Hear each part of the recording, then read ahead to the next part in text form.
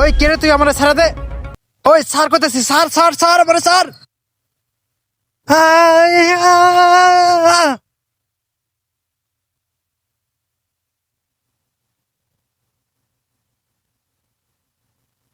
বন্ধু ওই কাজ তো কইরা ফেলাইছি, পরে কি করতে হইব ক।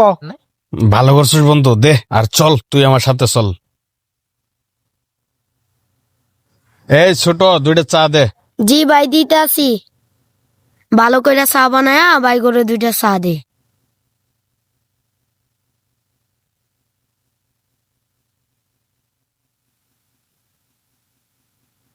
ভাই করে জি গাই সাথে বিস্কিট খাইবনি। ভাই চার সাথে কি বিস্কিট দেব? আরে না, শুধু চা দে। আচ্ছা ভাই।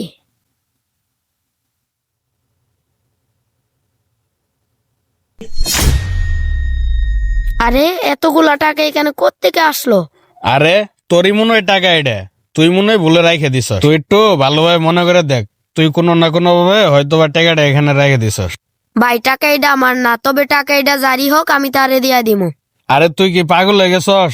তোর দোকানে তো অনেক কাস্টমার আসে, তুই যারে জিগাবি হেই কবে হেডে হেড টাকা। ভাই কথাটা তো ঠিকই বলছেন, টাকা এগুলা তো আমার না, আমি এগুলা কি করবো? শোন, তোর একটা আইডিয়া দেই, যদি কেউ টাকাটা খুঁজতে আসে তাহলে তাকে জিগাবি যে কয় টাকা হারাইছে। আর যদি তারা না বলতে পারে, তুই মনে করবি টাকাটা তোরই, তুই রাখকে দিস। ঠিক আছে ভাই, তাহলে টাকাগুলো আমার কাছে আমি রাখা দিলাম। কেউ যদি চাইলে জিজ্ঞেস করে তারে দিয়া দিমু। বন্ধু তুই কি করতাছস? কিছুই তো আমার মাথায় ঢুকতাছে না। এত কষ্ট করে টাকাটা চুরি করলাম, এই টাকাটা এই পিচিরে দিয়া দিলি। একবার ভাবছস এই টাকাটা কত রিক্সে চুরি করে লইলাম। ঠিক আছে বন্ধু, তাহলে ঘটনাটা তোরা খুলে বলতেছে। স্যার চাটা খান, আমি বিকাশের দোকান থেকে টাকাটা পাঠায় আসতাছি। এই পিচ্ছি শোন, তোর আর কষ্ট করে ওইদিক যেতে হবে না, আমার বিকাশে টাকা আছে, তুই নাম্বারটা বল, আমি আমার বিকাশ থেকে তোর বাড়িতে টাকাটা পাঠা দিতে আসি। স্যার তাহলে তো ভালো হয়, এই যে নাম্বার, এই যে টাকা নেন বিকাশে পাঠায় দেন। ও নো, আমি তো এমনিতেই সারাদিন মুরগি খুঁজে বেড়াই, আর এই মুরগি কিনা আমার কাছে হাত দিয়ে ধরা দিল। আচ্ছা ঠিক আছে, থাক তাহলে। হ্যাঁ, আমি টাকাটা পাঠা দিতেছি।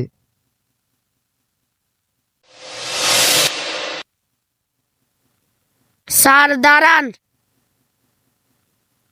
স্যার কি হয়েছে বল। স্যার 2 দিন আগে যে টাকাগুলা দিলাম, টাকাগুলা তো এখনো বিকাশে পাঠান নাই। এই পিচ্ছি, কিসের টাকা? তুই তো আমাকে কোনো টাকাই দিসনি।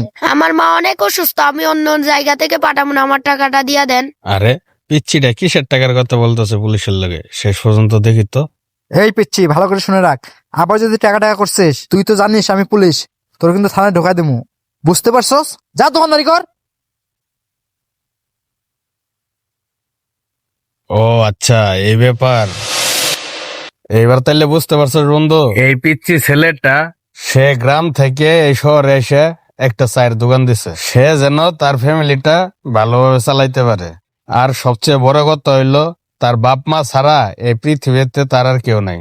তার বাপটা অনেক অসুস্থ, কাজ কাম করতে পারে না। আর তার মা বর্তমানে এখন মেডিকেলে ভর্তি।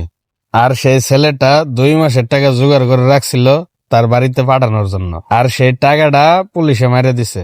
তুই গো বন্ধু, এটা কি কোনো পুলিশের কাম? আর বন্ধু, তুই আর আমি চাইলেও এই পুলিশের কিছু করতে পারতাম না, তার কারণে এই রিস্কটা নেওয়া। এই রিস্কটা নিছে এই পুলাটার মুখের দিক তাকাইয়া, যেন এই পুলাটা তার টাকাটা ফিরে পায়। দুনিয়াতে বন্ধু এমনও লোক আছে, তাদের অবস্থানের দিক না তাকাইয়া এরকম ভাবে তাদের টাকা পয়সা গুলো মারে। বন্ধু, এই কারণে আমরা রিস্কটা নিছি।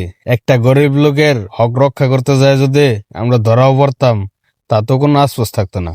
বন্ধু নিঃসন্দেহে তুই এই কাজটা ভালো করছস, তারপরও এই কামটা করার আগে আমার একবার বলতে পারতি। বন্ধু, তোর আগে বলি নাই কেন? শোন, যদি এই পুলাটার কথা বলতাম তাহলে তুই রিস্ক নিতি না। আসলে বন্ধু তোর বুদ্ধির তুলনা হয় না। আর বন্ধু, চা ঠান্ডা হয়ে যাইতেছে, চাটা খা। মানুষকে সাহায্য করার ইচ্ছে থাকলে অনেকভাবে সাহায্য করা যায়। তো বন্ধুরা, আমাদের এই ভিডিওটি ভালো লাগলে অবশ্যই লাইক কমেন্ট শেয়ার করে সকলকে দেখার সুযোগ করে দেবেন। নতুন কেউ হলে এই পেজটি ফলো দিয়ে রাখবেন। ধন্যবাদ সকলকে।